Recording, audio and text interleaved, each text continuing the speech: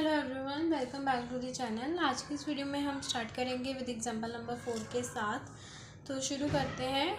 हम डायग्राम साथ में ड्रॉ करेंगे, वैसे तो बुक में दिया है लेकिन हम खुद ड्रॉ करेंगे हमारी अंडरस्टैंडिंग के लिए। Two parallel lines L and M are intersected by a transversal P. दो लाइंस हैं एल एंड एम जो पैरेलल हैं, तो पैरेलल लाइंस ड्रॉ कर लो एंड देन उनकी नेमिंग कर देना एल एंड एम।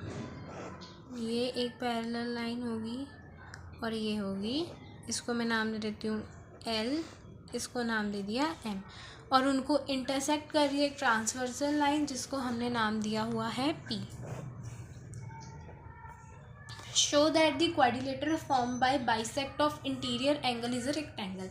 अब interior bisect of interior angle, इस चीज़ को समझना थोड़ा ध्यान के साथ। देखो, इस इंटीरियर एंगल जो है,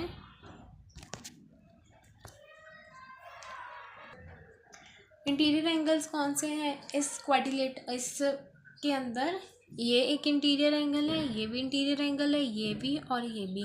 अब इन इंटीरियर एंगल्स का बाइसेक्ट है ना, तो इन इंटीरियर एंगल्स का बाइसेक्ट क्या है, ऐसे ये पूरा एंगल है, इसको बाइसेक्ट कर दो, इंटीरियर एंगल को बाइसेक्ट, इसका बाइसेक्ट पॉइंट ये हो जाएगा, इसका हम ऐसे बना लेते हैं बाइसेक्ट। अब इन पॉइंट्स जो बाइसेक्ट ये हैं इनको नाम दे देते हैं, कोई भी नाम दे दो आप। मैं इस यहाँ पे पी लिख देती हूँ और यहाँ एस, इसको नाम दे देते हैं A point, D point, R point, C point, इसको क्यू पॉइंट, ये रहा हमारा बी। सभी हो गए, ठीक है। अब यहाँ पे ध्यान से देखो कैसे करना है इस क्वेश्चन को। अब ये जो अंदर एक क्वाड्रिलेटर बनी है, इसको आपने प्रूव करना है कि ये एक रेक्टेंगल है। तो इसके लिए मैं सबसे पहले क्या करूँगी, इस क्वाड्रिलेटर को पैरेललोग्राम प्रूव करूँगी और फिर उसका कोई भी एक एंगल 90 डिग्री प्रूव कर दूँगी, तो मैं कह सकती हूँ कि ये जो क्वाड्रिलेटर है वो एक रेक्टेंगल है। तो बेसिकली हमारा एम क्लियर हो गया कि हमने पहले तो पैरेललोग्राम प्रूव करना है, तो फिर उसके बाद कोई भी एक एंगल को 90 डिग्री। सिंपल सी बात है। तो स्टार्ट करते हैं हमारा ये वाला क्वेश्चन। तो देखो,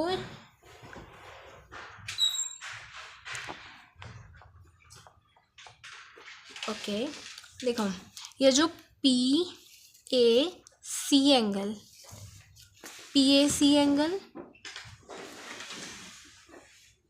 और एस ए सी एंगल, ये दोनों एंगल आपस में इक्वल हो जाएंगे।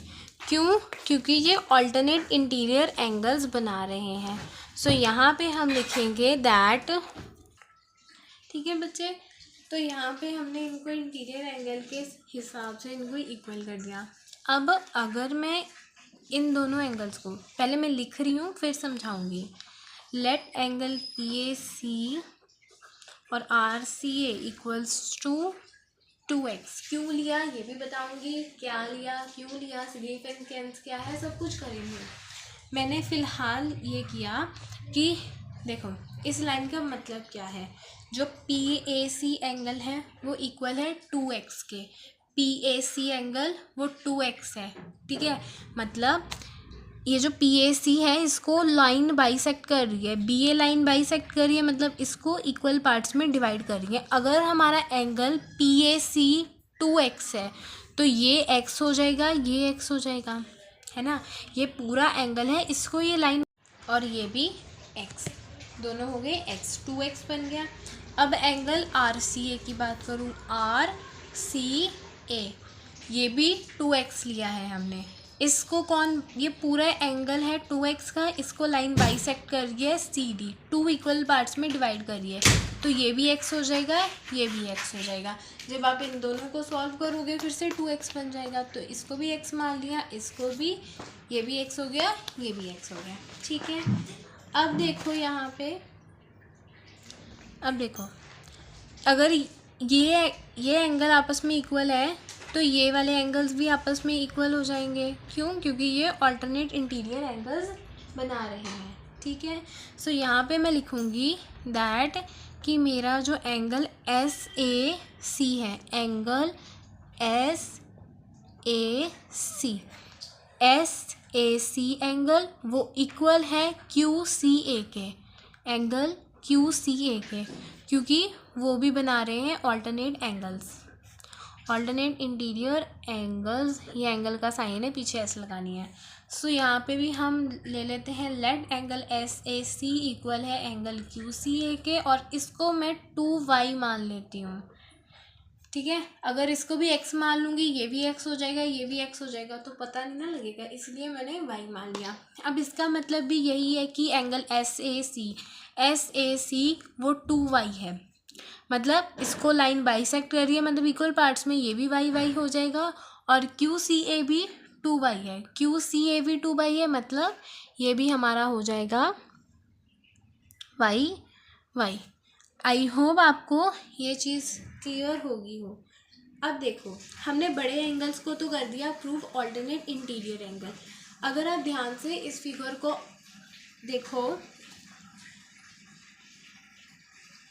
ये वाला एंगल, x वाला एंगल, और ये अंदर देखो, पहले हमने पूरे एंगल लिए थे, इस आउटसाइड बाहर वाली साइड को भी कंसीडर किया था। अब मैं इस क्वाड्रिलेटरल के बीच बात कर रही हूँ, है ना, कि ये एंगल x और ये वाला एंगल x, ये भी तो इक्वल है। क्यों है? क्योंकि अल्टरनेट इंटीरियर एंगल्स बना रहे हैं। सो यहाँ पे आप लिखोगे दैट BAC एंगल जो हमारा है वो किसके इक्वल है? DCA के। सो यहाँ पे मैं लिखूँगी दैट एंगल हमारा BAC है वो इक्वल है एंगल DCA के, क्योंकि अल्टरनेट एंगल्स बना रहे हैं। ठीक है, और BAC और CDX हमारा एंगल x है। अब देखो यहाँ पे, अगर BAC और DCA ये अल्टरनेट एंगल्स बना रहे हैं, तो इसका मतलब यही हुआ कि BA पैरेलल है CB के। देखो, अगर ये एक पैरेलल लाइन है, ये एक पैरेलल लाइन है, एक ट्रांसवर्जन लाइन है, और हम कह रहे हैं कि ये वाला एंगल दोनों क्या है? इक्वल है। इसको हम दे देते हैं नाम BA, जो यहाँ पे दिया है मैं वही दे रही हूँ, CD। ये दोनों एंगल आपस में इक्वल हैं। इक्वल क्यों है? क्योंकि अगर दो लाइंस पैरेलल होंगी एक दूसरे के तभी वो इक्वल हो सकते हैं। तो यहाँ पे हमने बेसिकली ये प्रूव करना है कि AB और CD वो आपस में पैरेलल हैं। क्यों पैरेलल हैं? क्योंकि एंगल, ये वाला एंगल और ये वाला एंगल अल्टरनेट इंटीरियर एंगल है। अल्टरनेट इंटीरियर एंगल तभी बनते हैं जब दो लाइंस हो पैरेलल और एक ट्रांसवर्सल लाइन हो। तो ये BA और CD क्या है? पैरेलल है, क्योंकि ये छोटे एंगल्स जो अंदर बनाए थे वो अल्टरनेट इंटीरियर एंगल्स हैं। सो देयरफॉर BA जो है वो पैरेलल है CD के।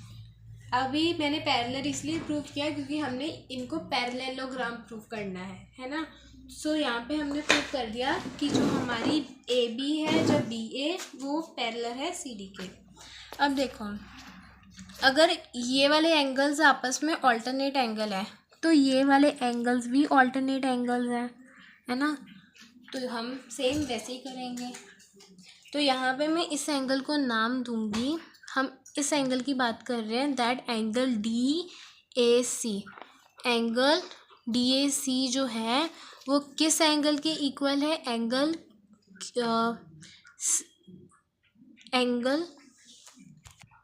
BCA के। BCA एंगल की बात कर रही हूँ और DAC एंगल की, ये आपस में इक्वल हैं। सो BCA एंगल और DAC AC एंगल, ये आपस में इक्वल हैं। क्यों इक्वल हैं? क्योंकि ये ऑल्टरनेट इंटीरियर एंगल्स बना रहे हैं। ठीक है बच्चे, तो यहाँ पे देखो वही चीज़, अगर ये ऑल्टरनेट एंगल्स हैं, क्यों ऑल्टरनेट एंगल है? क्योंकि ये वाली लाइन और ये वाली लाइन क्या है? पैरेलल है आपस में। मैं किस लाइन की बात कर रही हूँ? ये हमारी AD लाइन की और BC लाइन की बात कर रही हूँ, है ना। मैंने इन्हीं एंगल्स को तो अभी अभी ऑल्टरनेट प्रूफ किया। अगर AD पैरेलल है BC के, तभी तो ये हमारे दो एंगल्स जो हैं वो ऑल्टरनेट एंगल्स बने हैं। सो देयरफॉर ये जो हमारी लाइन है AD वो पैरेलल है BC के। ठीक है, AD पैरेलल BC के होगी, BA पैरेलल CB के। ये लाइन इसके पैरेलल है, ये लाइन इसके पैरेलल है, ये हमने प्रूव कर दिया। सो देयरफॉर ये जो हमारी अंदर वाली क्वाड्रिलेटर है ABCD इज़ अ पैरेललोग्राम। अब ABCD देख लो कौन सी है। यहाँ पे B, ये C पॉइंट और ये D पॉइंट, ये एक पैरेललोग्राम है। अब बेसिकली पॉइंट ये है, पैरेललोग्राम तो प्रूव कर दी हमने, तो रेक्टेंगल करना है। तो यहाँ पे किसी भी एक एंगल को हमने प्रूव कर देना है 90 डिग्री का। तो यहाँ पे देखो QCR एक स्ट्रेट लाइन है और CP एक स्ट्रेट लाइन है। ये वाले एंगल और ये वाले एंगल जो बन रहे हैं ये लीनियर पेयर है और इनका सम हो जाएगा 180 डिग्री के बराबर। हम सबसे पहले लिख लेते हैं दैट QCR जो है इज़ अ स्ट्रेट लाइन, कि ये हमारी एक स्ट्रेट लाइन है। अब इसमें देखो कौन से एंगल की मैं बात कर रही हूँ, एंगल QCA एंगल की।